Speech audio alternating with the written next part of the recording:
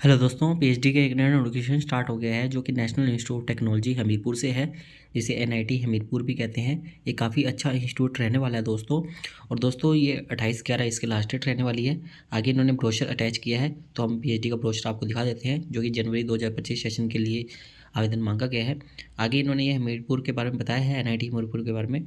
और यहाँ पर इन्होंने कैटेगरी फॉर पीएचडी प्रोग्राम के लिए बताया है, जिनमें कि आप देख सकते हैं कि फुल टाइम रिसर्च स्कॉलर के अंदर कौन कौन से लोग आते हैं।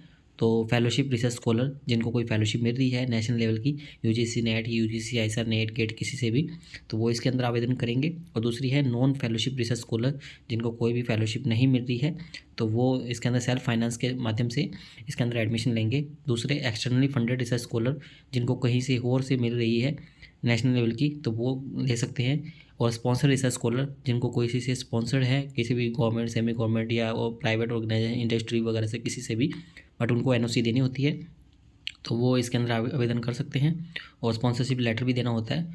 और हम आगे पार्ट टाइम रिसर्च स्कॉलर के बारे में बात की गई है। तो इंस्टीट्यूट रिसर्च स्कॉलर जो इंस्टीट्यूट के रेगुलर एम्प्लॉय है, तो वो भी इसके अंदर अप्लाई कर सकते हैं और इस कैटेगरी में। और स्पॉन्सर रिसर्च स्कॉलर इसके अंदर भी आवेदन कर सकते हैं।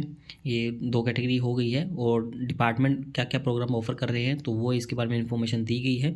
और साथ में ही उसके रिसर्च एरिया दिए हुए हैं। तो डिपार्टमेंट देख सकते हैं आप, architecture, civil engineering, computer science and engineering, electronics and communication engineering, electrical engineering, mechanical engineering, chemical engineering, material science and engineering, chemistry, physics and photonics science, mathematics and scientific computing, management studies, medicine and social science, जिसके अंदर भी काफ़ी सारे subject दिए गए हैं। तो देख सकते हैं इकोनॉमिक्स से रिलेटेड, इंग्लिश लैंग्वेज से रिलेटेड काफ़ी सारे हैं। Liberal studies, centre for energy studies, ये 14 डिपार्टमेंट बताए गए हैं जिसके अंदर के आवेदन है। और उसके साथ में ही रिसर्च एरिया दिया गया है। आगे एजुकेशन क्वालिफिकेशन की बात की गई है।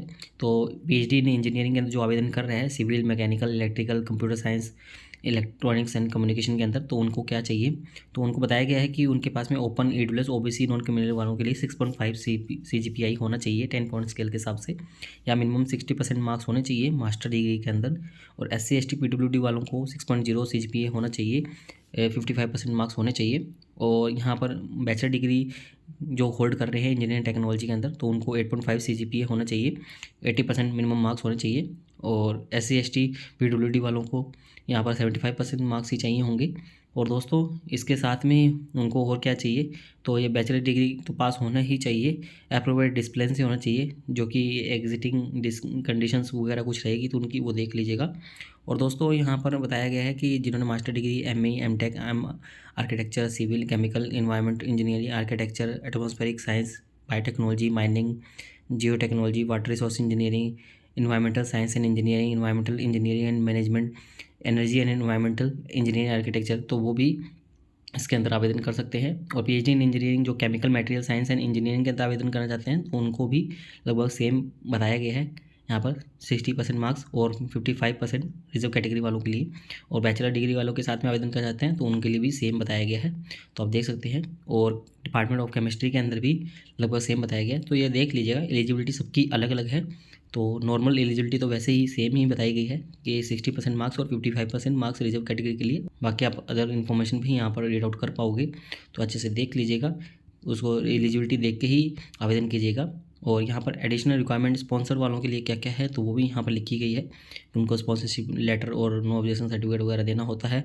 एप्लीकेशन प्रोसीजर की बात की गई है। 28 नवंबर इसकी लास्ट डेट रहने वाली है, शाम 5 बजे तक। गूगल फॉर्म की लिंक यहाँ पर दी हुई है, जिसके माध्यम से आप आवेदन कर सकते हैं। 1200 फीस बताई गई है open EWS OBC non criminal category वालों के लिए।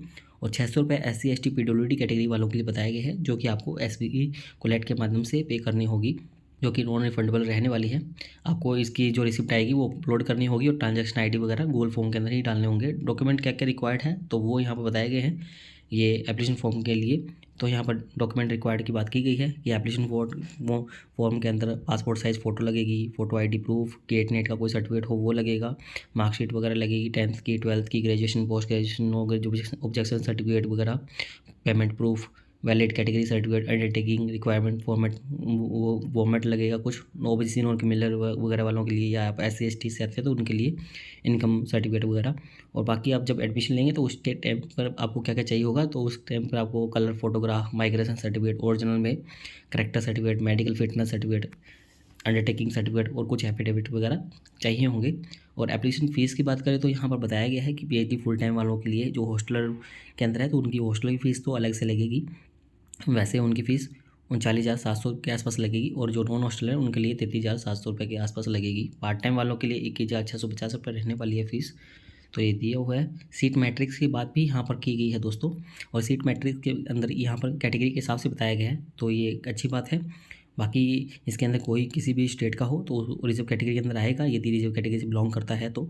जैसे सिविल इंजीनियरिंग के अंदर ओपन कैटेगरी के अंदर 4 सीट बताई गई है, EWS के लिए 1, OBC नॉन क्रिमिनल के लिए 3 सीट बताई गई है, SC के लिए 1, ST के लिए 1, टोटल सीट 10 बताई गई है। तो हम सीटों की संख्या बता देते हैं सिर्फ आपको।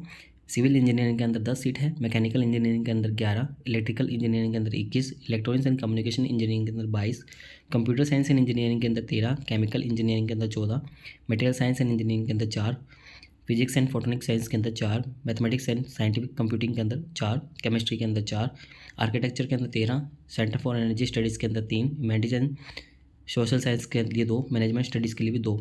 टोटल सीटें यहाँ पर बताई गई है 127 दोस्तों। और इम्पोर्टेंट डेट भी यहाँ पर बताई गई है कि एप्लीकेशन प्रोसेस ये 15 नवंबर से स्टार्ट हो गया था, 28 नवंबर इसकी लास्ट डेट रहने वाली है। बहुत ही कम टाइम के लिए मांगा गया है। जो शॉर्ट लिस्ट हो जाएंगे, कैंडिडेट एलिजिबल होंगे, उनके लिस्ट 6 दिसंबर को आ जाएगी। रिटन टेस्ट और इंटरव्यू और जो भी रहेगा वो 11 दिसंबर को रहेगा, और रिजल्ट आपका डिक्लेयर कर दिया जाएगा एडमिशन लेटर के साथ में, वो 17 से 20 दिसंबर रहेगा। और आपको फ़ी पेमेंट करनी होगी 6 से 7 जनवरी के बीच में। यहाँ पर कुछ इंपॉर्टेंट नोट के अंदर भी बताया गया है, तो आप देख लीजिएगा। सिंगल फाइल 50 MB से कम की होना चाहिए। गूगल फॉर्म की लिंक यहाँ पर दी हुई है, टाइमिंग भी फिर से बताई गई है, तो आप देख लीजिएगा। और आप यदि एक से ज़्यादा फॉर्म भरना चाहते हैं तो सेपरेट ही फिलअप कीजिएगा, और सभी डॉक्यूमेंट आपके प्रॉपर होने चाहिए, नहीं तो आपका फॉर्म रिजेक्ट हो जाएगा, तो इस बात का ध्यान रखिएगा। और यहाँ पर कॉन्टैक्ट डिटेल्स भी दी हुई है कुछ, तो आप इनसे कॉन्टैक्ट कर सकते हैं। ईमेल ID दी हुई है, मोबाइल नंबर भी दिए हुए हैं, ऑफिस नंबर जो इनके होते हैं वो दिए हुए हैं। बाकी आगे इनेजर अटैच किए हैं, यदि कुछ फॉर्मेट वगैरह आपके काम के हो सकते हैं। बाकी इन्होंने गाइडलाइन भी फिर से बताई है कि PhD एंट्रेंस एग्ज़ाम फ़ीस ये ले रहे हैं सिर्फ, और आप अलग से फॉर्म भरिएगा, सेपरेट भरिएगा यदि भरना चाहते हैं तो। आगे ये फॉर्मेट आप देख सकते हैं, जिस भी फॉर्मेट कि आपके रिक्वायर्ड हो वो यहाँ पर आप देख सकते हैं। और एप्लीकेशन का फॉर्मेट भी यहाँ पर दिया हुआ है, ये आप देख सकते हैं। दोस्तों उम्मीद करते हैं आपको हमारे द्वारा दी गई जानकारी अच्छी लगी होगी। यदि आपको हमारे द्वारा दी गई जानकारी अच्छी लगी हो तो आप हमारे चैनल को सब्सक्राइब कर सकते हैं, और आप हमसे टेलीग्राम पर भी जुड़ सकते हैं ऐसे ही PhD से रिलेटेड नए अपडेट के लिए।